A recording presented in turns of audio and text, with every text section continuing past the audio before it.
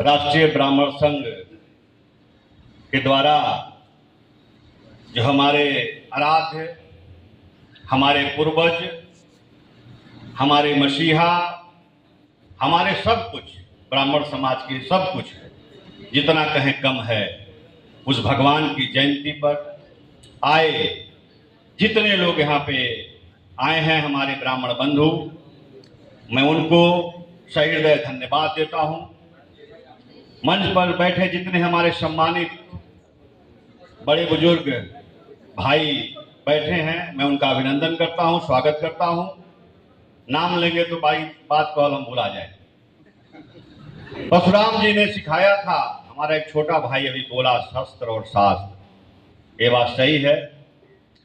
ब्राह्मण वीर है, धीर है और गंभीर है। ब्राह्मण में सब कुछ है, लेकिन ब्राह्मण ब्राह्मण का ही घातक है। अगर ब्राह्मण ब्राह्मण के साथ घात न करे तो ब्राह्मण को कोई मार नहीं सकता। कोई माई का लाल धरती पर पैदा नहीं है जो ब्राह्मण। आज ब्राह्मणों की स्थिति, हमारे चंद्रकिशोर मामा ने कहा कि ब्राह्मणों की स्थिति कितनी दयनीय होती जा रही है और सदन में हमारी आवश्यकता है, विधानसभा हो या लोकसभा हो, और सदन में हम लोग अपने ब्राह्मण जाति के जो भी टिकट मिलता है हमको मदद करके हम लोग भेजने का काम करते हैं, ये भी सत्य है। लेकिन जब हमारे भाई, हमारे बंधु विधानसभा और लोकसभा में जाते हैं तो गुरेज करते हैं कि मुकेश पाठक किसी कारण से अगर केस में फंस गया तो उसे बात मत करो, मिलो मत, नहीं तो पर नाम में बदनाम हो जाएगा। ये तो ब्राह्मणों की स्थिति है।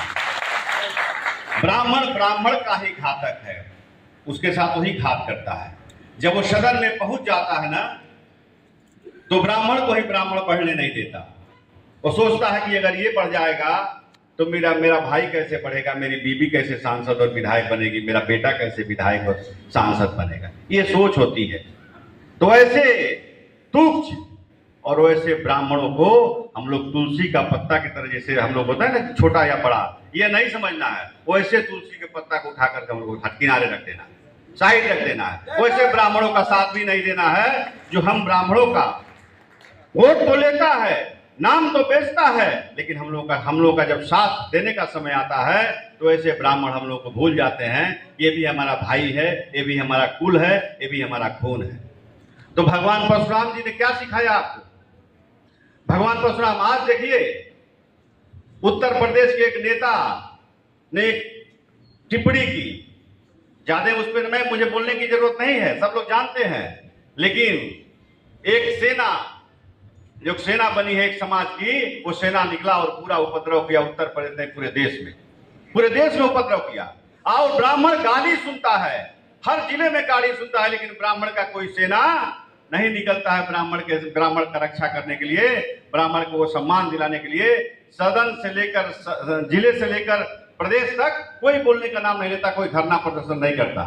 चला गया तो चला गया, छोड़ दो, भूल जाओ। ये तो है हमारे ब्राह्मणों में। हम दूसरे को बना सकते हैं तो अपने क्यों नहीं बन सकते? लेकिन जब हम बनाते हैं जब किसी को, तो ही लोग हमारा पैर खींचते हैं। और देखिए एक बात सही है, मैं कुछ बनूं ना बनूं, मैं किसी का तलवा नहीं चाटूंगा। मैं सांसद, विधायक, मुखिया, सरपंच, जो भी पद हो ब्राह्मणों के पास हो, मिले या ना मिले, लेकिन अपने आत्मसम्मान को खोकर, अपनी आत्मा को बेचकर अगर कुछ बनना पड़े तो ऐसे पद को मैं धिक्कार करता हूं और लात मारता हूं। आज जरूरत है हमारे समाज को। आज परशुराम जयंती आज हम लोग एक दिन मनाते हैं, लेकिन अब जरूरत है इसको साप्ताहिक मनाने की, क्योंकि एक आदमी हर जगह नहीं पहुंच सकता और इसको जिले में मनाने की जरूरत है। अब कई भागों में ब्राह्मण बच गया है, कई भागों में बट गया है। विधानसभा वाइज, प्रखंड वाइज ब्राह्मण अब ये परशुराम जयंती मनाने लगे। अब सब जगह गोट होकर बात करके साप्ताहिक मनाइए और एक जगह मनाइए। कुनबा में कहीं कहीं मना लीजिए साप्ताहिक, लेकिन जब मेन दिन, मुख्य समय आवे, जिस दिन उनका जन्म है 30 तारीख का, उस दिन वो समय आवे तो जिले में मनाइए और भारी भरकम अपनी तादाद दिखाइए, तब तो आपको सम्मान मिलेगा, तो नहीं मिलेगा। ये तादाद देखकर खाली है तो इस तादाद पे हमको कोई जगह नहीं मिलने वाला है। ब्राह्मण एक वोट बैंक बन के रह गया है। हमारी पार्टी कहती है टिकट देव चाहे ना दे, वोटवा तो हमें न मिली। इसको दिखाना पड़ेगा ना आपको कि टिकट नहीं दोगे तो वोट भी नहीं देंगे। हम दूसरे को भी वोट नहीं देंगे, लेकिन वोट देने घर से जाएंगे ही नहीं जब जाएंगे तो आज क्या स्थिति उसकी होगी। उत्तर प्रदेश में हमको वोट देने का अधिकार कितना है? हमारा कितना मत प्रतिशत है? 16%। 9% वाला आदमी मुख्यमंत्री बन के बैठा है वहां। बनाया कौन? हमने बनाया है। हम ब्राह्मणों ने वोट देकर के भारतीय जनता पार्टी के अपने हमारे गोरखनाथ के पीठाधीश्वर महंत योगी आदित्यनाथ जी को हमने मुख्यमंत्री बनाया है। तो मुझे अपना उनसे स्वाभिमान की जरूरत है, और स्वाभिमान और मान सम्मान सबसे मिलना चाहिए। हम लोग वोट देने का किसी का अधिकारी नहीं है, सिर्फ वोट देते रहे। हमने देश के प्रधानमंत्री जी को भी हम लोगों ने, सब लोगों ने मिलकर के वोट दिया, सब समाज ने वोट देकर के उनको प्रधानमंत्री बनाया।